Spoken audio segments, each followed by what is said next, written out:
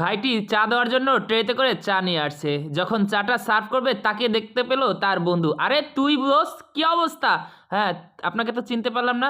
আরে আমরা একসাথে স্কুলে পড়াশোনা করতাম, খাওয়া দাওয়া করতাম, আরও কত জায়গায় যাইতাম, সিনেমা হলে সিনেমা দেখতাম। ও তুই এখানে ওয়েটারের জব করিস?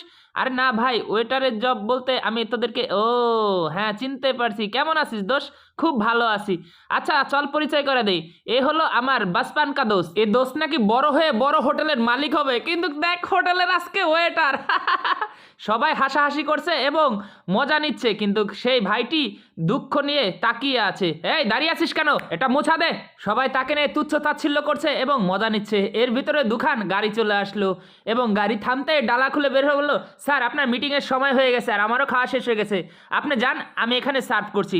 তখন সবাই অবাক হয়ে গেল, বললো এই তুমি ওকে স্যার বলছো কেন? হতো ওয়েটার। তখন কল্পনায় চলে গেল, যখন দোকানে বিল নিচ্ছিল ঠিক তখনই খাবার খাচ্ছিল ওয়েটার। তখন তারা খাবার অর্ডার দিল এবং তাড়াহুড়া করছিল, বলে এই ওয়েটার খাবার দেন।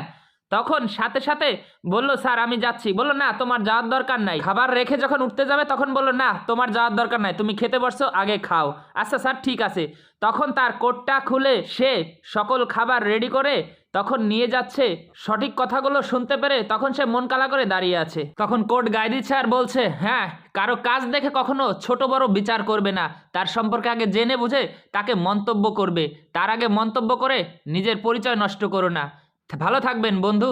তখন চলে যাচ্ছে। কথাগুলো শুনে সবাই অবাক হয়ে তাকিয়ে রইলো আর ভাবলো যে আমরা কোন মানুষকে কি বলে অপমান করলাম। আর যার সময় ওয়েটারকে বললো, এই ওয়েটার ওদের কাছ থেকে বিল রেখো না, ওরা আমার বাসপান কা দোস্ত। তখন সবাই আরও অপমানিত হইলো।